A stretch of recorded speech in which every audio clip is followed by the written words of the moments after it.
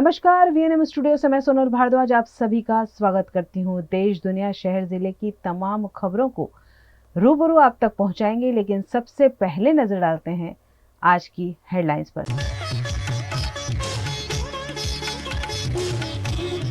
Dubai में आयोजित climate summit में प्रधानमंत्री मोदी शामिल, अगले समिट भारत में आयोजित करने की जताई इच्छा।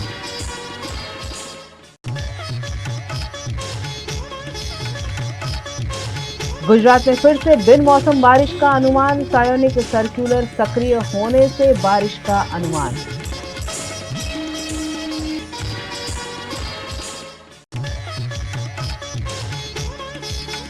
खेड़ा सिरप कांड के बाद पूरे गुजरात में मेडिकल स्टोर में जांच, वडोदरा में भी पुलिस हरकत में।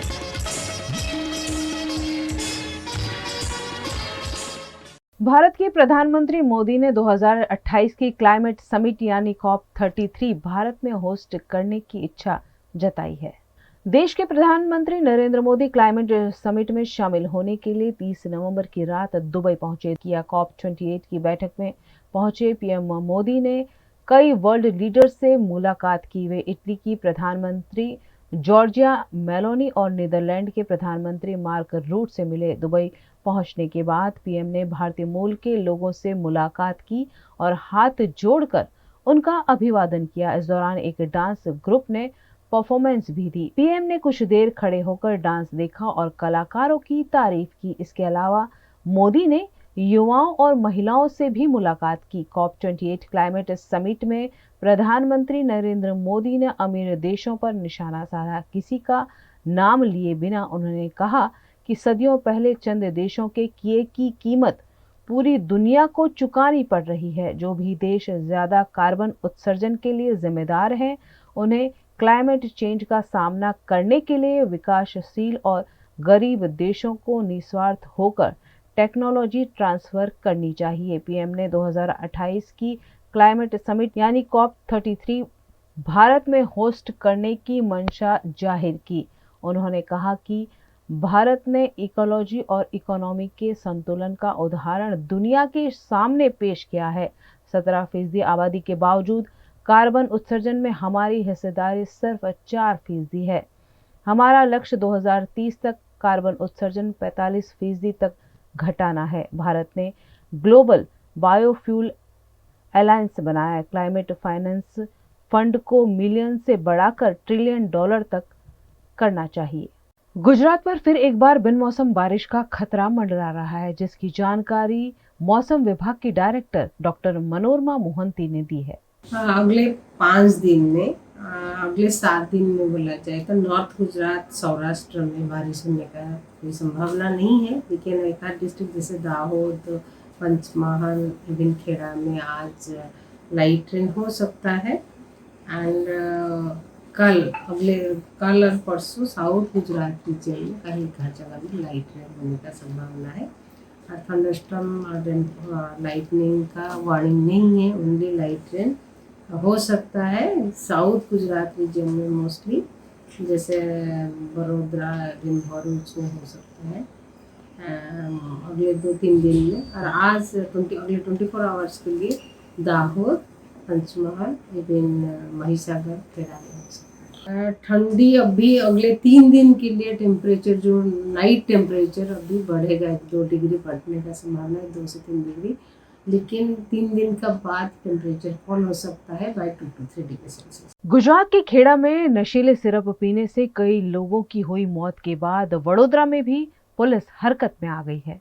गुजरात के खेड़ा जिले में कथित आयुर्वेदिक नशीली सिरप पीने से कई लोगों की संदिग्ध मौत हुई है। ऐसे में पूरे गुजरात में मेडिकल स्टोर में बिकने वाली आयुर्वेदिक सिरप पर पुलिस लाल आंख कर रही है। वडोदरा में भी एसओजी पुलिस टीम द्वारा पुलिस इंस्पेक्टर विवेक पटेल के मार्गदर्शन में वडोदरा के विभिन्न इलाकों में कार्यरत मेडिकल स्टोर पर जांच के लिए 2 टीम बनाई गई है। इन टीमों द्वारा अब तक लगभग 20 मेडिकल स्टोर में जांच की जा चुकी है, लेकिन किसी भी मेडिकल स्टोर में नशीली दवाई मिली होने की खबर सामने नहीं आई है। वडोदरा के अन्य मेडिकल स्टोर में भी एसओजी पुलिस द्वारा ऐसी नशीली सिरप की बिक्री पर सघन चेकिंग। बेंगलुरु में आज अचानक तब हड़कंप मच गया जब 48 स्कूलों को एक साथ बम से उड़ाने की धमकी मिली। कर्नाटक में बेंगलुरु के 48 प्राइवेट स्कूलों को बम से उड़ाने की धमकी मिली। यह धमकी शुक्रवार 1 दिसंबर को ईमेल के जरिए दी गई। सभी स्कूलों को एक साथ ईमेल आया जिसमें दावा किया गया कि स्कूलों के अंदर बम रखे गए हैं। स्कूल प्रशासन ने पुलिस को तुरंत इसकी सूचना दी। पुलिस ने स्कूलों से स्टूडेंट्स और स्टाफ को बाहर निकाला और सर्च ऑपरेशन शुरू किया। मौके पर बम डिफ्यूजल स्क्वाड, डॉग स्क्वाड और एंटी सैबोटाज टीम भी पहुंची। बम की सूचना पर पेरेंट्स अपने अपने बच्चों को लेने आ गए। इससे अफरा तफरी मच गई। हालांकि डिप्टी सीएम डीके शिव कुमार ने ईमेल को अफवाह बताया। उन्होंने कहा, घबराने की जरूरत नहीं है, हम 24 घंटे में आरोपियों को पकड़ लेंगे। पुलिस ने बताया कि सर्च ऑपरेशन लगभग खत्म हो चुका है। अब तक किसी भी स्कूल से कोई संदिग्ध सामान नहीं मिला है। इस मामले में एफआईआर दर्ज की जाएगी। देश के 5 राज्यों में विधानसभा चुनाव पूरे होते ही देश के अग्रणी एग्जिट पोल सर्वे सामने आए हैं, जो परिणामों का अनुमान लगा रहे हैं। देश के 5 राज्यों राजस्थान, मध्य प्रदेश, छत्तीसगढ़, तेलंगाना और मिजोरम में विधानसभा वोटिंग का दौर पूरा हो गया है। 30 नवंबर को यहां चुनाव प्रक्रिया संपन्न हो गई है और वोटों की गिनती 3 दिसंबर को हो रही है। लेकिन उससे पहले आए एग्जिट पोल और उसके आधार पर आए पोल ऑफ पोल्स। इन 5 राज्यों में 8 प्रमुख न्यूज ऑर्गेनाइजेशन और सर्वे एजेंसियों ने एग्जिट पोल किए हैं। इन सबको मिलाकर पोल ऑफ पोल्स का हिसाब लगाया गया है। इस हिसाब से राजस्थान, मध्य प्रदेश में भाजपा, छत्तीसगढ़, तेलंगाना में कांग्रेस की सरकार बनती दिख रही है। वहीं मिजोरम में हंग असेंबली के आसार है। इस लिहाज से 5 में से 2 राज्यों में भाजपा और 2 में कांग्रेस की सरकार बनती दिख रही है। राजस्थान में 8 एग्जिट पोल में से 5 में भाजपा की सरकार बन रही है। एक पोल में कांग्रेस की सरकार बन रही है, जबकि 2 में उसे सरकार बनाने के करीब दिखाया गया है। राजस्थान के एग्जिट पोल पर एक नजर डालें तो इंडिया टुडे एक्सिस माई इंडिया ने भाजपा को 90 और कांग्रेस को 96 सीट दी है। टाइम्स नाउ के सर्वे में भाजपा को 118 और कांग्रेस को 64 जबकि अन्य को 17 सीटें मिली है। एबीपी सी वोटर्स के सर्वे में भाजपा को 104, कांग्रेस को 81 और कांग्रेस को 9 सीटें मिली है। वहीं टीवी 9 पोल स्ट्रेट में भाजपा को 105, कांग्रेस को 85 और अन्य को 9 सीटें मिली है। इंडिया टीवी सीएनएक्स में भाजपा को 85, कांग्रेस को 99 और अन्य को 16 सीटें मिल रही है। वहीं रिपब्लिक मैट्रिक्स के सर्वे में भाजपा को 122, कांग्रेस को 70 और अन्य को 7 सीटें मिल रही है। दैनिक भास्कर के तहत भाजपा को 102 और कांग्रेस को 90 सीटें मिल सकती है। यानी कुल मिलाकर पोल ऑफ पोल्स के तहत राजस्थान में भाजपा को 102, कांग्रेस को 86 और अन्य को 11 सीटें मिलने का अनुमान जताया गया है। बात अगर मध्य प्रदेश की जाए तो यहां भी काफी जोड़ तोड़ देखने मिला। 8 एग्जिट पोल में से 4 भाजपा की सत्ता में वापसी करवा रहे हैं, जबकि 3 पोल कांग्रेस की सरकार बनने की संभावना जता रहे हैं, जबकि 1 में सत्ता के करीब दिखाया जा रहा है। मध्य प्रदेश के एग्जिट पोल पर एक नजर डालें तो इंडिया टुडे एक्सिस माई इंडिया के सर्वे में भाजपा को 151, कांग्रेस को 79 सीटें मिल रही है। टाइम्स नाउ के एग्जिट पोल में भाजपा को 111 और कांग्रेस को 117 सीट मिल रही है। वहीं एबीपी सी वोटर्स के सर्वे में भाजपा को 100, कांग्रेस को 125 सीटें मिल रही है। न्यूज 24 टुडेज चाणक्य में भाजपा को 151 और कांग्रेस को 74 सीटें मिल रही है। टीवी 9 पोल स्ट्रेट में भाजपा को 111, कांग्रेस को 116 सीटें मिलती हुई नजर आ रही है। इंडिया टीवी के सर्वे में 149 सीटें भाजपा के पाले में जा रही है, वहीं 75 सीटें कांग्रेस को मिल रही है। रिपब्लिक मैट्रिक्स में भाजपा को 124, कांग्रेस को 102 सीटें और दैनिक भास्कर में भाजपा को 105 और कांग्रेस को 112 सीटें मिल रही है। यानी पोल ऑफ पोल्स में भाजपा को 125 और कांग्रेस को 100 सीटें मिलती हुई नजर आ रही है। बात अगर छत्तीसगढ़ की जाए तो सभी 8 पोल कांग्रेस की दोबारा सत्ता में वापसी करवा रहे हैं। इनमें से 5 पोल में भाजपा सत्ता से 4 से 6 सीट दूर दिख रही है। छत्तीसगढ़ में इंडिया टुडे एक्सिस माई इंडिया के एग्जिट पोल में भाजपा को 41 और कांग्रेस को 45 सीटें मिल रही है। टाइम्स नाउ में भाजपा को 40, कांग्रेस को 47, एबीपी सी वोटर्स के सर्वे में भाजपा को 42, कांग्रेस को 47 सीटें मिल रही है। न्यूज 24 टुडेज चाणक्य में भाजपा को 37, कांग्रेस को 57, टीवी9 पोलस्ट्रेट के सर्वे में भाजपा को 40 और कांग्रेस को 45 सीटें मिल रही है। इंडिया टीवी सीएनएक्स के एग्जिट पोल में भाजपा को 35 जबकि कांग्रेस को 51 सीटें मिलती हुई दिखाई गई है। रिपब्लिक मैट्रिक्स के सर्वे में भाजपा को 38, कांग्रेस को 48 और दैनिक भास्कर के सर्वे में भाजपा को 40 और कांग्रेस को 47 सीटें मिल रही है। यानी कुल मिलाकर पोल ऑफ पोल्स में भाजपा को 39, कांग्रेस को 48 और अन्य को 3 सीटें मिलने का अनुमान है। तेलंगाना में 6 पोल्स जारी हुए हैं, जिनमें से 5 पोल कांग्रेस को पहली बार यहां सत्ता मिला रहे हैं, जबकि एक में सत्ता के करीब दिखाया गया है।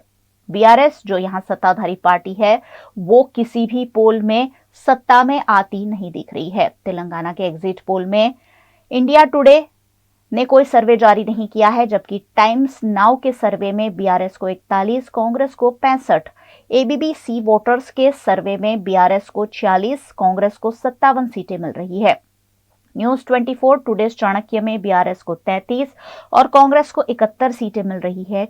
टीवी9 पोलस्ट्रेट में बीआरएस को 53 और कांग्रेस को 54 सीटें मिल रही है। इंडिया टीवी सीएनएक्स में बीआरएस को 39 और कांग्रेस को 71 सीटें मिलने का अनुमान है। रिपब्लिक मैट्रिक्स बीआरएस को 51 और कांग्रेस को 63 सीटें दिला रहा है। यानी पोल ऑफ पोल्स में बीआरएस को 44, कांग्रेस को 64, भाजपा को 7 और अन्य को 7 सीटें दिलवा रहा है। बात अगर मिजोरम की जाए तो 5 एग्जिट पोल में से एक में जोरम पीपुल्स मूवमेंट को सरकार बनाते दिखाया गया है। बाकी 4 पोल में हंग असेंबली का अनुमान जताया गया है। मिजोरम के एग्जिट पोल में इंडिया टुडे एक्सेस माई इंडिया के सर्वे में जेडपीएम को 31 सीटें मिल रही है। टाइम्स नाउ के सर्वे में एमएनएफ को 16, जेडपीएम को 12 और कांग्रेस को 11 सीटें मिल रही है। एबीपी सी वोटर्स के सर्वे में एमएनएफ को 18, जेडपीएम को 15 और कांग्रेस को 5 सीटें मिल रही है। इंडिया टीवी के सर्वे में एमएनएफ को 16, जेडपीएम को 14 और कांग्रेस को 9 सीट मिल सकती है। जबकि रिपब्लिक मैट्रिक्स के एग्जिट पोल के तहत एमएनएफ को 19, जेडपीएम को 9 और कांग्रेस को 8 सीटें मिल सकती है। पोल ऑफ पोल्स के तहत सत्ताधारी मिजो नेशनल फ्रंट को यहां 15, जेडपीएम को 16, कांग्रेस को 7 और भाजपा को 1 सीट मिलने का अनुमान है। विधानसभा चुनाव तो संपन्न हो गए हैं और अब चुनाव के नतीजे आ रहे हैं, लेकिन उससे पहले आए हुए एग्जिट पोल्स कहीं ना कहीं बड़ा इशारा कर रहे हैं। न्यूज रूम से खबरों का सिलसिला लगातार जारी रहेगा। बने रहिए हमारे साथ, देखते रहिए VNM news. Part of the RR Global Conglomerate. With a presence in over 50 countries, RR Kabel is a leading Indian wires and cables brand. A wide range offering excellent quality and trustworthiness. RR also has a wide range of lighting solutions. Choose from several options that can light up your home or office. Presenting appliances from RR, increasing the style quotient of your home. Delivering convenience every day. RR fans, lighting solutions, air coolers, water heaters, irons and more. When it comes to trust, quality and convenience, ask for home appliances from RR Kabel, your one-stop electric goods solutions provider. Bharat ले रहा है electric अंगड़ाई। क्यों ना हम साथ चले, साथ चले, साथ बढ़े, साथ बढ़े, देश मेरे, देश मेरे। देश को ले जाए नई दिशा की ओर। आपका जॉय, भारत का जॉय। दर्शनम ओशन, वडोदरा के गोत्रीवासना रोड पर 4 BHK स्काई विलास। आधुनिकता की परिकल्पना को साकार करता है दर्शनम ओशन आलीशान प्रोजेक्ट, जहां आपको खुद का घर लगेगा 5 स्टार होटल। वडोदरा सिटी के प्राइम लोकेशन, ग्रीनरी के बीच स्टनिंग एस्थेटिक लग्जरियस रेसिडेंस। सभी बेडरूम में अटैच वॉशरूम, ग्रीन स्पेस के साथ balcony, full ventilation, parking, lift, kids play area, swimming pool, club house, indoor games, garden, fire safety system और आपकी privacy का भी रखा गया है खास ख्याल। लग्जरियस लाइफस्टाइल का सपना जो आपने देखा है वो पूरा होगा दर्शनम ओशन में। आज ही विजिट करें दर्शनम ocean behind Gotri police station, Gotri वासना रोड, वडोदरा। देश के मौसम में बड़े बदलाव देखे जा रहे हैं। कई राज्यों में बारिश और बर्फबारी हो रही है। ऐसे में ठंड बढ़ने के आसार हैं। जम्मू कश्मीर और हिमाचल प्रदेश में भारी बर्फबारी हो रही है। हिमाचल के लाहौल स्पीति में बर्फबारी के बाद 35 सड़कें और बिजली के 45 ट्रांसफार्मर ठप हैं। NH3 पर सुलंग नाला से अटल टनल तक और NH 305 जड़ोती जोत सड़क को यातायात के लिए बंद कर दिया गया है। वहीं जम्मू कश्मीर बर्फबारी के बाद कुपवाड़ा से तंगधार कैरन मार्ग बंद हो गया है। राजौरी और पुंछ से कश्मीर को जोड़ने वाली मुगल रोड भी बंद है। गुरुवार 30 नवंबर को मुगल रोड पर पोशाना से पीर की गली तक 2.5 फीट तक बर्फबारी हुई। इधर तमिलनाडु में 28 नवंबर से लगातार बारिश हो रही है।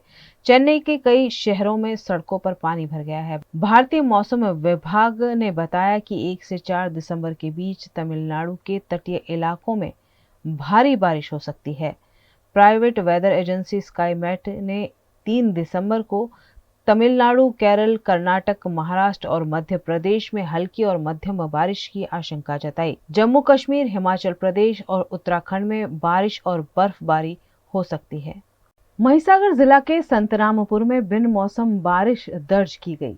गुजरात के महिसागर जिला के संतरामपुर में गर्मी और उमस के बाद अचानक बरसात शुरू हो गई। 1 घंटे जमकर हुई बरसात के चलते मुख्य मार्गों और सोसाइटी में चारों ओर पानी भर गया। इस बिन मौसम बारिश के चलते किसानों में एक तरफ रबी की फसल बिगड़ने का डर सता रहा है, वहीं पानी की आवक में बढ़ोतरी से आगे की फसल अच्छी होने की खुशी भी है।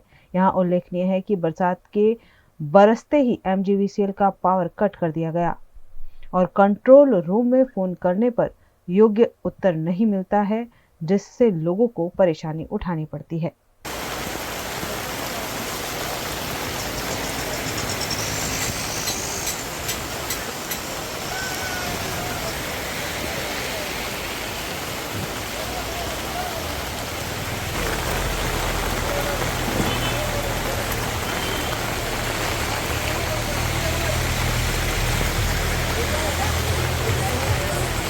गुजरात के वडोदरा शहर में हर शुक्रवार को भरने वाले शुक्रवारी बाजार के व्यापारियों को बैठने नहीं दिए जाने से विवाद सामने आया है। वडोदरा के हाथीखाना इलाके में हर शुक्रवार को शुक्रवारी बाजार लगता है, जहां शहर जिले के छोटे छोटे व्यापारी तरह तरह की वस्तुओं की बिक्री करने के लिए ठेले लगाते हैं। लेकिन कॉरपोरेशन द्वारा यहां आधे व्यापारियों को बैठने दिया जा रहा है और आधे व्यापारियों को रोजगार की इजाजत नहीं दी जा रही है, जिससे आक्रोशित व्यापारियों ने कॉरपोरेशन के खिलाफ रोष जताया। व्यापारियों ने उन्हें वैकल्पिक जगह दिए जाने की भी मांग की है। नाना नाना छोकराने नामे दिए जाए, धंधो करे तो छोकराओने खवડાઈએ અને ધંધો ના કરે તો છોકરા તો મરવાના છે ને, કઈ જીવવાના હે કે મરવાના હે? હવે પેલી બાજુ બેસવા દે, આ બાજુ ના બેસવા દે, પેલા અમને જીવવાનું ને અમારે મરી જવાનું। આ લોકો શું કહે છે બજાર ચાલુ છે, આગળથી કદાચ કોઈ ઓપ્શન આવતું હોય તો આ લોકો કે બજાર અમારો ચાલુ છે, બજાર ચાલુ છે, પણ 75% વસ્તી લોકો રખડી ખાય છે। આજે 7 થી 8 મહિના થઈ ગયા પણ કોઈ જવાબ આલતા નહીં। બે 3 વખત માર્કેટ પણ ગયા, કોર્પોરેશન ઓફિસમાં ગયા, અરજીઓ આપી પણ આશ્વાસન આપે છે થશે પણ કોઈ અને સવારથી 6 વાગ્યાથી આવી જાય છે આ લોકો, હટાવો જ હટાવો। એટલે અમને એક માગણી છે કે તો પૂરો શુક્રવાર જે છે પૂરો તમામ શુક્રવાર બંધ કરાવો અને અમને બીજી જગ્યાએ કોઈ સેટ કરેલો જેથી અમારી રોજીરોટી અમે કમાઈ શકીએ।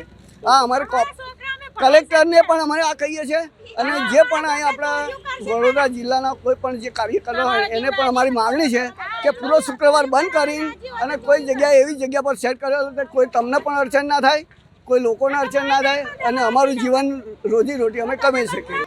ફરતી કોરટ જે આપણી ફરતી કોરટ આવે છે ને એ દર મહિને દર અઠવાડિયે મહિને કાઢે, એ 20 રૂપિયા એમનો પાવતી ફાળે છે। એટલે હવે એ લોકો તો અંદર એવું લખે છે કે ભાઈ તમે જે કચરા પેટી પાડો છે ને એ સાફ સફાઈનો છે ખર્ચો, તો આપણે એમને આપી દઈએ છીએ। અમે એમને પણ કીધું કે ભાઈ તમે આ 20 રૂપિયા કે જે લો છો તો અમને કાયદેસર એવી પાવતી આલો કે જેથી અમને બેસવા દે અહીંયા। તો કે એ અમારી જવાબદારી નહીં, અમે તો ખાલી પૈસા લેવાના મતલબી, અમે કોઈ તમારું સાંભળીએ નહીં। એ પણ કોર્ટવાળા ફરતી કોર્ટવાળા પણ સાંભળતા નહીં। હવે આજે 7 થી 8 મહિના થઈ રહ્યા ઘરના ભાડા ભરવાના, છોકરાઓનું કોઈ ટ્યુશન ફી હોય કોઈ હોય, એક જ દિવસ અઠવાડિયામાં અમારો આ છે. 70 વર્ષથી અમારા ઘડિયાના ઘડિયા શુક્રવાર ભરતા હોય. હવે આ લોકો કહે છે ત્યાંના બજારમાં ભરાવો, ત્યાં જગ્યા છે નહીં, તો બીજા 25% લોકો ધંધો કરે, 75% કઈ જવાના માણસો. હવે અહીંયા આ રોડ પર કોને તકલીફ છે, કયા માણસને તકલીફ છે, અને એ અરજી આપે છે અને આ લોકો દર અઠવાડિયે આવીને ઊભા થઈ જાય. गुजरात के वडोदरा में सागर कंसल्टेंट द्वारा सेमिनार का आयोजन किया गया. फॉरेन एजुकेशन बिजनेस के साथ जुड़े हुए लोगों के लिए वडोदरा की जानी मानी सागर कंसल्टेंट द्वारा नॉलेज सेमिनार का आयोजन किया गया. वर्षों से एजुकेशन फील्ड में कार्यरत 10,000 से भी अधिक लोगों को विदेश पहुंचाने वाली अनुभवी सागर कंसल्टेंट द्वारा बर्मिंघम सिटी यूनिवर्सिटी से जुड़ी तमाम जानकारी एजेंट तक पहुंचाई गई. सभी को सही जानकारी मिल सके इस उद्देश्य से इस सेमिनार का आयोजन किया गया. इस मौके पर बर्मिंघम सिटी यूनिवर्सिटी रिक्रूटमेंट और ऑपरेशन हेड दिशा गुप्ता मौजूद रही और एजेंट्स के तमाम प्रश्नों के जवाब दिए. यहाँ पे आने का मेन एजेंडा आज ये है टू एजुकेट स्टूडेंट्स. क्या अपॉर्चुनिटीज़ हैं, हमारा जनवरी 2024 इनटेक है, उसके बाद हमारा सितंबर 24 इनटेक है. किस तरीके से स्टूडेंट्स यूनिवर्सिटी के बारे में ज़्यादा इन्फॉर्मेशन ले सकते हैं, हमारी स्कॉलरशिप क्राइटेरिया, एंट्री क्राइटेरिया, कैसे वो इनरोल कर सकते हैं, अप्लाई कर सकते हैं, सागर कंसल्टेंट्स के पास आके ज़्यादा सपोर्ट ले सकते हैं. तो ये सारी इन्फॉर्मेशन शेयर करने के लिए मैं मेनली आई हूँ यहाँ पे. इसमें थोड़ी और इन्फॉर्मेशन आती है जो कि बच्चे आसानी से सागर कंसल्टेंट के गुजरात की किसी भी ब्रांच में आके इन्फॉर्मेशन ले सकते हैं टू फाइंड कि वो कितने तरीके से एलिजिबल हैं. अगर आइल्स करना है, जैसे उन्होंने बताया, फ्री आइल्स कोचिंग भी वो करवाते हैं, तो काफ़ी बेनिफिट्स हैं बच्चों को. इंडिया हमारी सबसे पॉपुलर मार्केट है, सबसे ज़्यादा बच्चे जो हमारे पास आते हैं वो इंडिया से आते हैं. तो हमें काफ़ी पॉपुलर यूनिवर्सिटी है, काफ़ी टाइम से है. हमारी जो हिस्ट्री है, more than 100 years old university है हम लोग यूके में. सबसे टॉप मोस्ट लोकेशन पे है यूके की, वो है बर्मिंघम, जो सेकंड लार्जेस्ट सिटी है यूके की और one of the highest job producer है. बच्चों को काफ़ी अच्छा सपोर्ट मिलता है जॉब्स के लिए, स्कॉलरशिप्स के लिए, हर तरीके से जब वो एक ओवरसीज़ कंट्री में जाते हैं. तो ये सारा हमारा एक क्राइटेरिया है जिस पे हम बहुत फोकस करते हैं. कंसल्टेंट्स को जो एक बिजनेस में काम करते हैं उनको अपनी यूनिवर्सिटी के बारे में बताएंगे, डिटेल्स समझाएंगे, क्यों एडमिशन करना चाहिए, वहाँ पे क्यों साइन करना चाहिए बच्चों को, कौन कौन से कोर्सेज अवेलेबल है, क्या फीस है, ये सब चीज़ बताएंगे. उसके लिए हमने ये प्रेस कॉन्फ्रेंस आयोजित करी थी. 12th के बाद के स्टूडेंट्स है, आर्ट्स में रहे, साइंस में रहे, कॉमर्स के लिए हर एक कोर्स अवेलेबल है. उनको बायोलॉजी में पढ़ना है, बायोमेडिकल में पढ़ना है, इंजीनियरिंग पढ़ना है, आर्ट्स पढ़ना है, ड्रामा पढ़ना है, म्यूजिक्स पढ़ना है, हर एक चीज़ पढ़ सकते हैं. गुजरात के वडोदरा में नेशनल हाईवे पर सयाजीपुर मार्केट शुरू हुए सालों हो गए हैं, लेकिन अभी तक प्रवेश द्वार पर सरदार वल्लभ भाई पटेल की प्रतिमा का अनावरण नहीं किया गया है. गुजरात के वडोदरा में कृषि उत्पन्न बाजार समिति द्वारा नेशनल हाईवे पर सयाजीपुरा मार्केट शुरू हुए सालों हो गए हैं. इस मार्केट में ज्यादातर सब्जी सहित के विक्रेता रोजगार करते हैं. यहाँ कोल्ड स्टोरेज सहित के गोदाम भी मौजूद हैं. रोज हजारों लोग इस मार्केट में आते हैं. इस मार्केट को शुरू करने से पहले ही प्रवेश द्वार पर सरदार वल्लभ भाई पटेल की प्रतिमा लगाई गई थी, जिसका अभी तक अनावरण नहीं कर उसे ढककर रखा गया है. जब भी कोई नेता यहाँ आता है तो उस मूर्ति को पतरे से ढक दिया जाता है.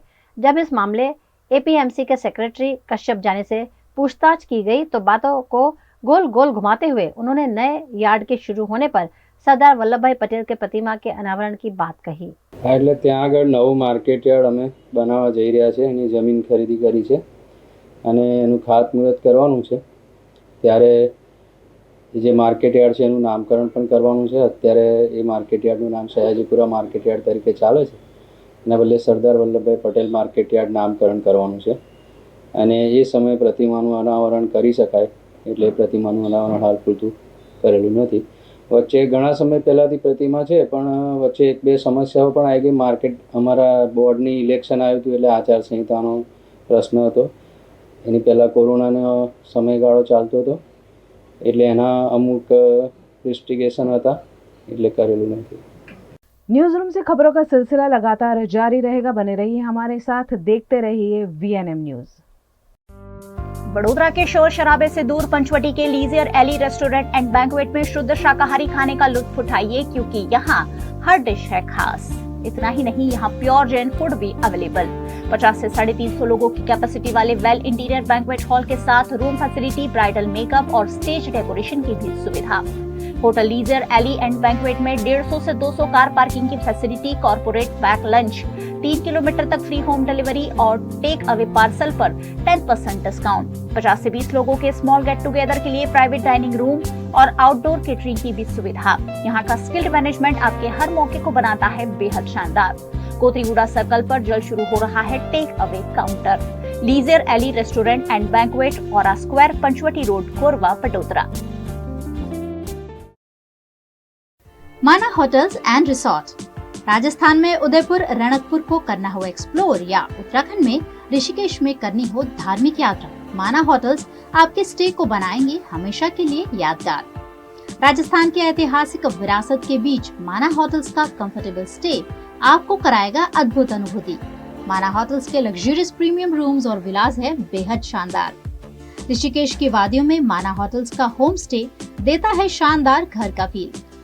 Next time plan your holidays with माना होटल्स। कॉन्टैक्ट 8107888800।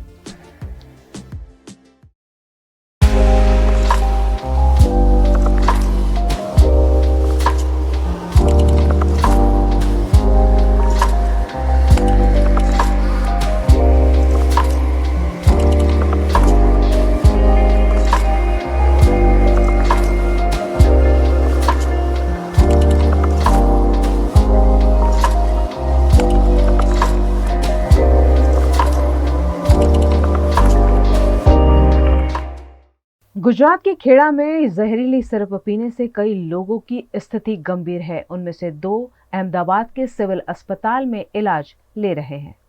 गुजरात के कई मेडिकल स्टोर में आयुर्वेदिक सिरप के नाम पर नशीली दवाइयां बेची जाती है। ऐसी ही दवाई पीने से खेड़ा में कई लोगों की मौत के बाद राज्य में हड़कंप मच गया है। गुजरात के खेड़ा में सिरप कांड के 2 मरीज अहमदाबाद की असारवा सिविल अस्पताल में इलाज ले रहे हैं, जहां 72 वर्षीय मरीज की हालत गंभीर होने की बात सिविल के सुपरिटेंडेंट डॉक्टर राकेश जोशी ने कही है। જેમ ગઈકાલે મેં વાત કરી એ પ્રમાણે 2 દર્દી દાખલ છે અહીંયા અને સારી વાત એ છે કે કાલ સાંજ પછી બીજો કોઈ નવો દર્દીનો ઉમેરો થયો નથી।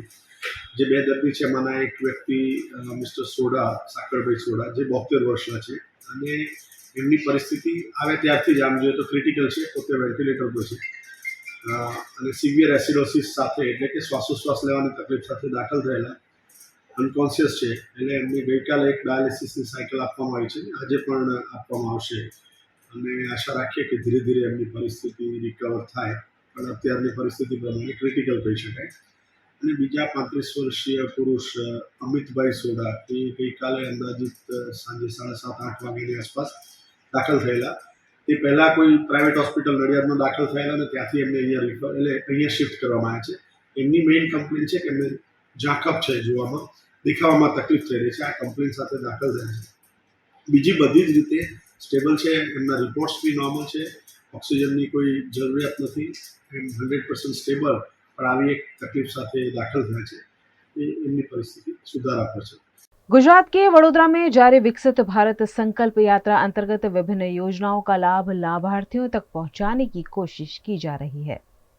भारत सरकार और राज्य सरकार की विभिन्न कल्याणकारी योजनाओं को लाभार्थियों तक पहुंचाने के आशय से वडोदरा महानगर पालिका के 19 वार्ड में 28 नवंबर से विकसित भारत संकल्प यात्रा शुरू की गई है, जो विभिन्न वार्ड में घूमकर लाभार्थियों को सरकारी योजनाओं का लाभ लेने की प्रेरणा दे रही है। इस मौके पर वडोदरा भाजपा कार्यालय पर एक पत्रकार परिषद का आयोजन किया गया, जिसमें गुजरात प्रदेश उपाध्यक्ष गोवर्धन झड़फिया, विधानसभा के मुख्य दंडक बालकृष्ण शुक्ल, वडोदरा भाजपा अध्यक्ष डॉक्टर विजय शाह और विधायकों ने उपस्थित रहकर इस यात्रा अंतर्गत जानकारी दी। यात्रानो प्रथम दिवस हतो त्यारे पण माहिती बधी आपी छे। हजू पण यात्रा अहींया तो 20-25 दिवस शहेरमां चालशे, पण आजनी प्रेस छे ने आखा राज्यना गामडाओ सुधीनी छे। आ योजना आपवानी छे એટલે આ છે ને 2 પ્રકારનો વર્ક છે, એક અવેરનેસ અને બીજું લાભાન્વિત કરવા। આ 2 પ્રકાર છે। અવેરનેસ જ નહીં હોય તો એને લાભ ક્યાંથી મળશે? એટલે અવેરનેસ અને એને આપવું એટલે ગામમાં ચારે બાજુ એક પત્રિકા જશે, ગામ આખામાં ફરશે, ભાઈ આ તમારે કઈ જોઈએ છે, આ કાર્ડ મળશે, આ કાર્ડ મળશે, તો લોકો જાગશે। અનઅવેરનેસ છે ને સૌથી મોટી ખામી છે। અનઅવેરનેસ. અને એટલા માટે આ આખી 2 મહિના એટલે ચલાવીએ છીએ કે કોઈ પંચાયત, જેને આપણે ગ્રામ પંચાયત કહીએ, 14,500 ગ્રામ પંચાયત ગુજરાતમાં છે અને 18,322 ગામ છે. તો ઘણા પેટાપરા મળીને 3-4 મળીને એક પંચાયત થતી હોય છે. એવી રીતે અમારા શક્તિ કેન્દ્રો છે શહેરમાં અને આપણા બૂથો છે, એ પ્રકારે કરીએ છીએ. આ હેતુ એટલો સારો છે એટલે બધા જ યોજના સારી છે. બધી યોજના પહોંચે અને ત્રુટિ રહી જાય ત્યાં આપણે કડીરૂપ બનીએ. અધિકારીઓની કચેરીમાં જવાનું નહીં, અધિકારીઓ ગામમાં આવશે અને રોજના 2 ગામ કરશે, 2 પંચાયત એવરી ડે, અને એમાં 17 જેટલા સ્ટોલ રાખશે જેમાં કાર્ડ કાઢી આપવામાં આવશે. આયુષ્માન કાર્ડ, આધાર કાર્ડ, ચૂંટણી કાર્ડ, રેશન કાર્ડ, પ્રધાનમંત્રી કિસાન સન્માન નિધિ, અટલ પેન્શન, જે કઈ આપણી યોજના છે. આનો એક પ્રયોગ માનનીય પ્રધાનમંત્રીશ્રીએ વિશેષ કરીને ભરૂચ જિલ્લામાં વિધવા બહેનોનો આપણે એક ડ્રાઈવ લીધો હતો. આજે હું કહી શકું કે ભરૂચ જિલ્લામાં વિધવા પેન્શન યોજનાની એક પણ બેન બાકી નથી, જેને 100% અચીવમેન્ટ કહી શકાય. 2 મહિના સુધી રોજના 250 ગામ લગભગ આપણે પૂરા કરશું અને 14,500 ગામો એ 26મી જાન્યુઆરી સુધીમાં આખા राज्यમાં આપણે કવર કરી લઈશું. लोक जन कल्याणकारी योजना का लाभ लोगों तक पहुंचाने भारत संकल्प यात्रा का आयोजन किया गया है। यह संकल्प यात्रा आज गुजरात के भुज के कुनेरिया में पहुंची। लोक कल्याणकारी योजनाओं का लाभ जन जन तक पहुंचाने के उद्देश्य से विकसित भारत संकल्प यात्रा का आयोजन किया गया। इस संकल्प यात्रा का आज गुजरात के भुज के कुनेरिया में आगमन हुआ। गांव के लोगों द्वारा संकल्प रथ का उत्साहपूर्वक स्वागत किया गया। इस मौके पर आत्मनिर्भर भारत के संकल्प को साकार करने के लिए सामूहिक शपथ ली गई। मेरी कहानी मेरी जुबानी थीम अंतर्गत लाभार्थियों द्वारा अपनी कहानी प्रस्तुत की गई। ड्रोन टेक्नोलॉजी से नैनो यूरिया के छिड़काव की प्रक्रिया के डेमो का किसानों द्वारा निरीक्षण किया गया। देशना तमाम गामों में જ્યારે યાત્રા જઈ રહી છે અને લાભાર્થીઓને આઈડેન્ટિફાય કરીને તમામ લોકોને રાજ્ય અને કેન્દ્ર સરકારની વિવિધ યોજનાઓનો લાભ અપાવવા માટે પ્રયાસરત છે, ત્યારે અમારા ગામમાં પણ 150થી વધુ લોકોને સીધો લાભ મળ્યો છે। ખાસ કરીને ખેતી વિષયક વિષયોની યોજનાનો લાભ હોય, આરોગ્યની યોજનાનો લાભ હોય કે પછી ICDSની યોજનાનો લાભ હોય, તમામ યોજનાનો લાભ જે છે આ ગામ સ્તરે મળી ગયા છે અને 1500 જેટલા લાભાર્થીઓ આઈડેન્ટિફાય થઈ ચૂક્યા છે, જે આગામી દિવસોમાં આવા લાભાર્થીઓને લાભ આપવામાં આવશે। તો હું રાજ્ય અને કેન્દ્ર સરકારનો આભારી છું કે વિકસિત યાત્રા લઈ અને જ્યારે સંકલ્પ કર્યો છે એ તમામ દેશના અંતિમ તબક્કાના વ્યક્તિઓ સુધી એનો લાભ મળશે, એટલે અમે આ તકે છે રાજ્ય અને કેન્દ્ર સરકારના આભારી છીએ। आधुनिक युग में विभिन्न क्षेत्रों में आगे बढ़ रही महिलाओं को खो खो का मंच देने के लिए वडोदरा में टाइम मीडिया द्वारा खो खो टूर्नामेंट का आयोजन किया गया है। गुजरात के वडोदरा में time media times of India द्वारा खेलेगी बेटियां खेलेगा भारत अंतर्गत वडोदरा वुमेन्स खेल प्रतियोगिता का आयोजन किया गया है, जिसका शुभारंभ MS यूनिवर्सिटी के पेविलियन ग्राउंड पर हुआ है। यह प्रतियोगिता 3 दिसंबर तक जारी रहेगी, जिसमें वडोदरा के विभिन्न संस्थाओं की 16 टीम हिस्सा ले रही हैं।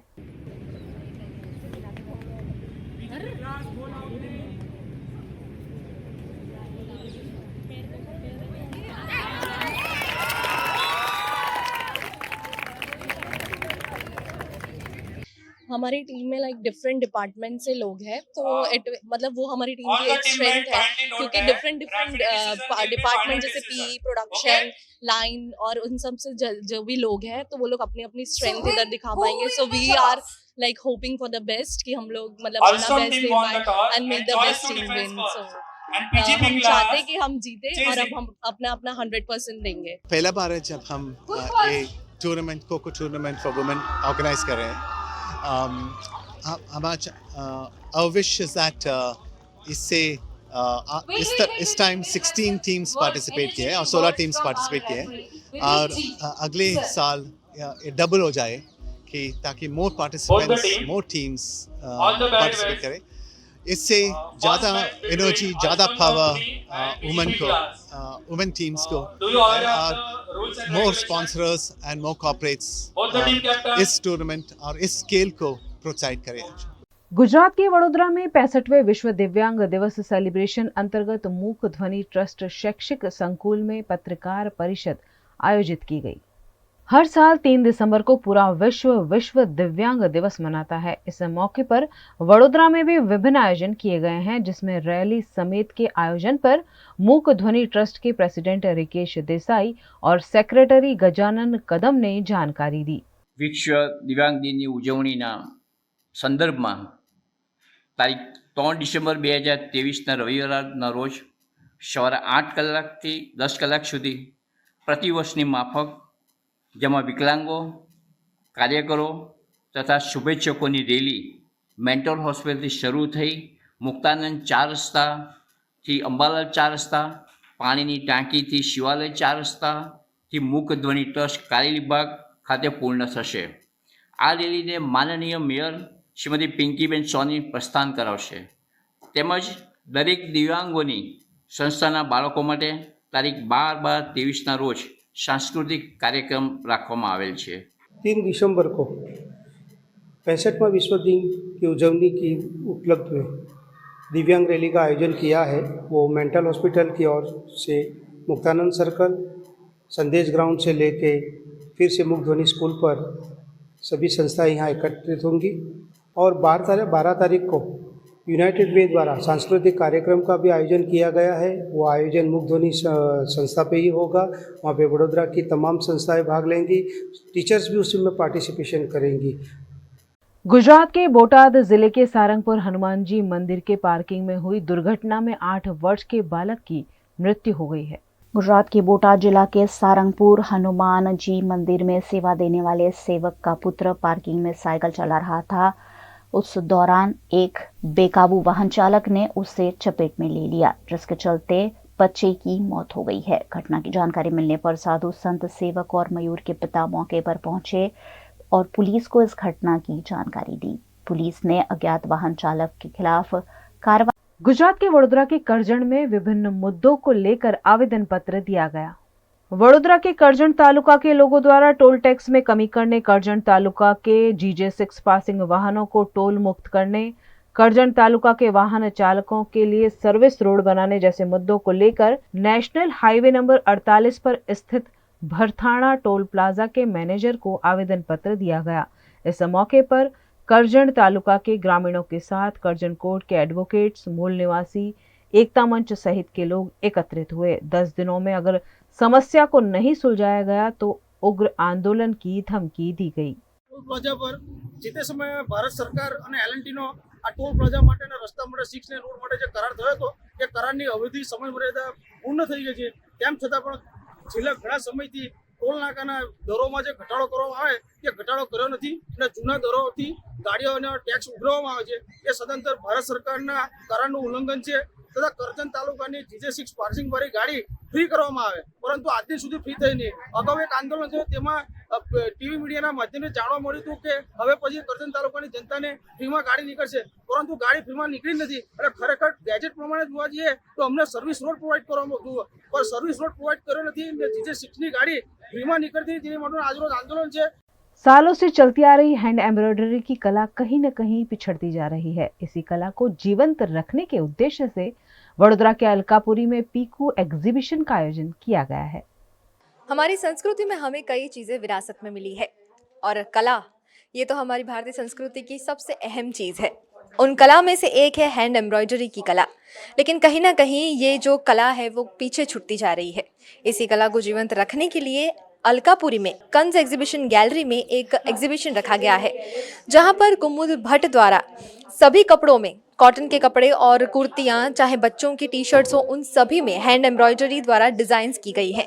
अलकापुरी के विश्वास कॉलोनी के कंज एग्जीबिशन गैलरी में आज से 3 दिनों के लिए पीकू हैंड एम्ब्रॉयडरी एग्जीबिशन का आयोजन किया गया है, जिसमें मुकुंद भट्ट द्वारा कपड़ों पर हाथ कढ़ाई कर बेहतरीन डिजाइन्स बनाकर तैयार किए गए हैं। बच्चों से लेकर बड़ों के कपड़ों पर एम्ब्रॉयडरी डिजाइन्स बनाई गई है, जो बेहद खूबसूरत है। साथ ही दुपट्टा और पिलो कवर्स में भी हैंड एम्ब्रॉयडरी वर्क यहाँ देखने को मिलेगा।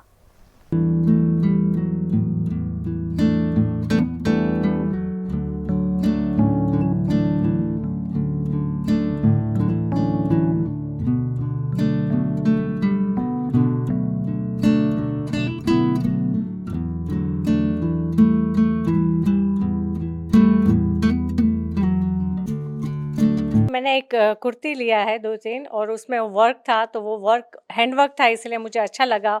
और जिसने भी किया मैंने उसके लिए लिया कि भाई आजकल कोई हैंड वर्क करता नहीं है और कोई लेता भी नहीं और अप्रिशिएट भी नहीं करता है, तो मुझे लगा कि मैं अप्रिशिएट करके उनके पास से कुछ लूँ, इसलिए मुझे वर्क बहुत उनका अच्छा लगा।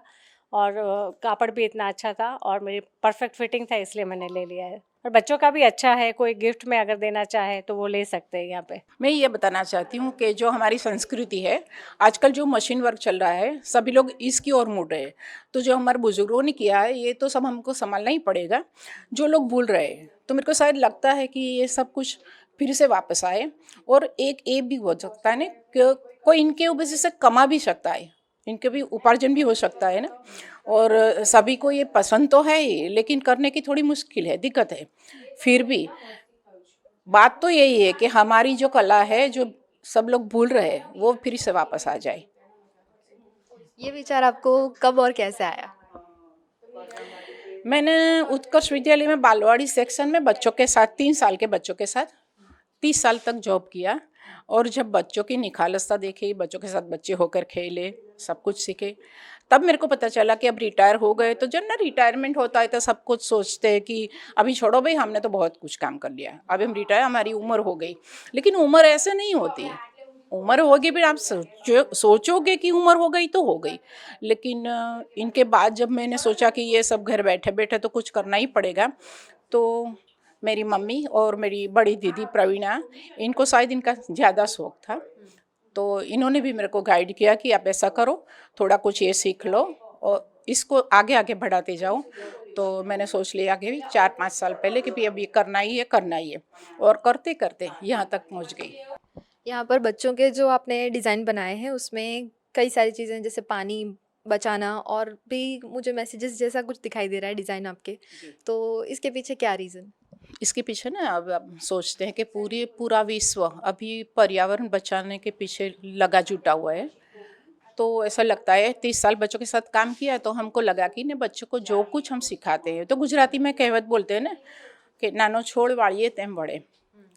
तो छोटे बच्चे हैं, इनको हम जो सिखाते हैं, जो बताते हैं, तो इनके जहन में उतर जाता है इसीलिए, और वो इनको हमेशा के लिए याद रख के इनको आगे बढ़ाते हैं। तो आज का यंग जनरेशन तो वैसे भी अच्छा काम कर ही रहा है, सब कुछ कर रहे हैं। लेकिन मैंने सोचा कि छोटे बच्चे अब छोटे हैं तब से सीखेंगे कि हमको पानी बचाना पड़ेगा, हमको वृक्ष को नहीं काटना है, हमको प्लास्टिक का यूज़ नहीं करना है, हमको पानी में प्लास्टिक नहीं फेंकना है, क्योंकि ना सभी की ज़िंदगी है, सभी को बचाना है। तो मैंने सोचा कि छोटे बच्चे पहनेंगे, अभी से सीखेंगे, क्योंकि पहनेंगे तब तो सोचेंगे मैंने क्या पहना है। तो ज़्यादा से ज़्यादा मैं ऐसा सोसाइटी को मैसेज देना चाहती हूँ कि भाई ये करना ही पड़ेगा। हम तो अब चले उम्र की ओर, लेकिन इनसे सब बच्चों का भविष्य बनेगा और ये बहुत ज़रूरी है कि ये सब बचाना पड़ेगा, वरना हमारी लाइफ क्या कहाँ चलेगी पता नहीं। VNM टीवी की खबरें अब आप YouTube, Facebook, Instagram के अलावा OTT प्लेटफॉर्म्स पर भी लाइव देख सकते हैं। डेली हंट, जियो टीवी और जियो टीवी फाइबर पर 498 नंबर के चैनल पर 24 घंटे VNM टीवी आपके लिए उपलब्ध है। तो देखते रहिए VNM टीवी न्यूज रूम से। आज के लिए बस इतना ही। देश, दुनिया, शहर, जिले की तमाम खबरों को लेकर हम कल फिर हाजिर होंगे। तब तक के लिए हमें दीजिए इजाजत। नमस्कार।